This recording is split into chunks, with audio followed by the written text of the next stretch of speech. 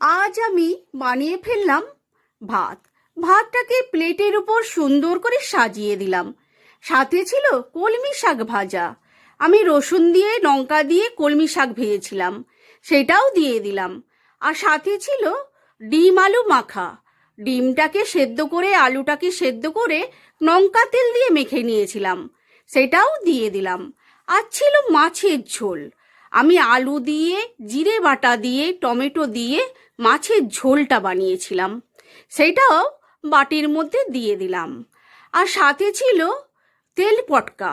সেই তেল পটকাটাকে আমি বাটিয়ে করে বানিয়েছিলাম, সেইটাও আমি ভাতের উপর দিয়ে দিলাম।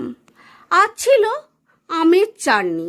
কাঁচা আম দিয়ে আমি চাটনিটা বানিয়েছিলাম, সেইটাও আমি বাটির মধ্যে দিয়ে দিলাম।